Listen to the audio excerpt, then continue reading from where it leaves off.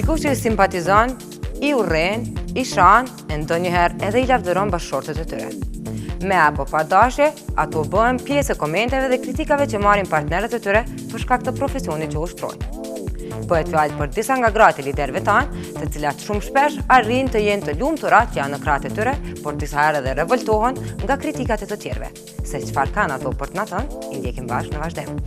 Si do ta bëni këtë rritje nëse ju fokusoni në stabilitet, në ato masat që përmendet të kemi dorë shumë mirë. Drejtër si më thash, pas 8 qershorit, korrekte.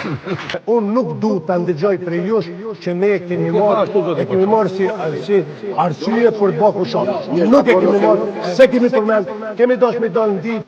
Deputet, po kuptohet jo gjithë, jemi të mirë, po shqetëson punë. Nuk merren me politik, por janë të lidhura ngushtë me politikan. Ato janë gratë liderëve tanë të cilat gëzojnë privilegje krah burrave të tyre. Këto zonja, pavarësisht se ushtrojnë profesione ndryshe nga partnerët, me qejf o me zor, në një farë forme janë të involvuara në politik. Madje pa dashje, shpeshherë ato dhe familjet e tyre bëhen pjesë e lavdatave e komplimenteve, por edhe kritikave e fyrjeve që i psojnë burrat e tyre nga profesioni që kanë. Prej kësaj të fundit para disa ditësh u bë këngëtarja Adelina Thaçi. Në një status të publikuar nga Bardh Ylmeta për çështje aktuale politike, kishte zënë vend një koment i një qytetari i cili u amallkon 2 fëmijët. Aty ishte kulmi dhe jam shprej ashtu në atë moment se jam acaru shumë, ju ha gjatë. Pse prekëm familjet e njerëzve publik? Ma marë parasysh çfarë partije je, se çfarë artisti je. Ne jemi të vetëdijshëm që nuk pëlqemi nga gjithë, kemi shije të ndryshme. Po pse hyn familja këtu, këta nuk e kuptoj. Mi thonë kjo është niveli më i ulët i njerëzimit. Si grua e tij, Adelina kishte reaguar në profilin e saj duke shprehë gjithë mllefin ndaj komentit në fjalë. Në rrethana të tilla e sidomos në periudhën aktuale politike, nuk është edhe aq e lehtë të jesh grua e një politikani. Kjo periudhë ka qenë shumë e vështirë për mua, sepse unë hera e parë në jetë që jam përballu me këto problemet politike, fal partnerit që ka hyrë në LDK. Në anën tjetër, noterja Sevdije Krasniqi, gruaja e ish parlamentarit të Kosovës, e pati më të lehtë këtë periudhë të zhvillimeve politike. Unë jam tash në kontakt me njerëz, gjithmonë kam lavdata për sjelljet e Jakupit, për veprimtarinë e tij, edhe për veprimet e fundit që i ka marrë ato që është shkput nga PDK-ja. Po besoj Jakupi nuk ka qenë tash në këtë kohën në ngjarjet politik, nuk ka qenë i përfshirë në këto komisionet që kanë qenë të formuara nga ato 3-4 parti që ishin në blok, si quhej. Po, megjithatë, unë asnjëherë nuk kam marrë asnjë koment, përveç komenteve në rrjetet sociale që drejt me thënë edhe nuk kam kohë shumë me u marrë në ato, nuk i lexoj shumë, po përndryshe drejt për drejt kam marrë gjithmonë fjalë të mira për Jakupin.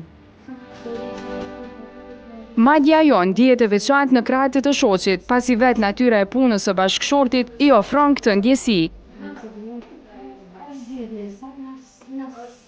Unë ndihem shumë mirë për faktin se veprimtaria e Jakupit, vetë sjelljet dhe gjithë aktiviteti i tij politik që ka bërë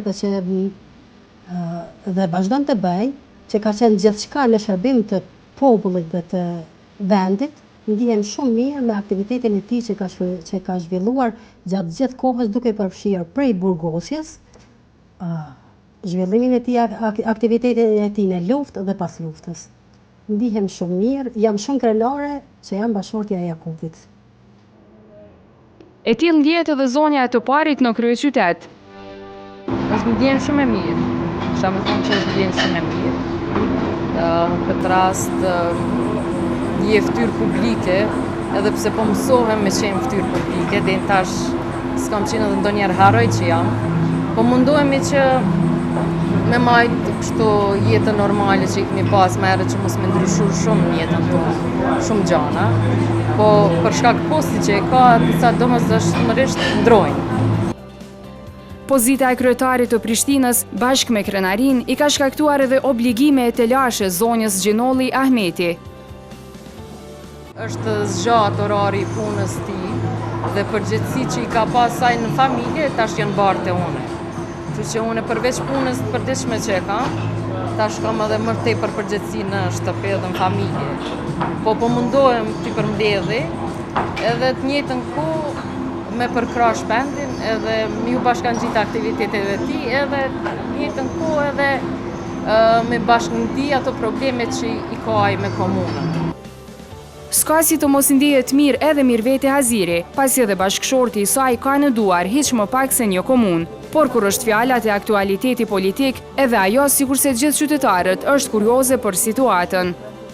Me qenë politikani është, unë them se është status shumë i mirë, ndoshta edhe mua më kanë gjë asësoje, por të flas gjatë këtyre 5 muajve që kanë gjë ngërçi, kem qenë preokupuar gjithë, edhe unë.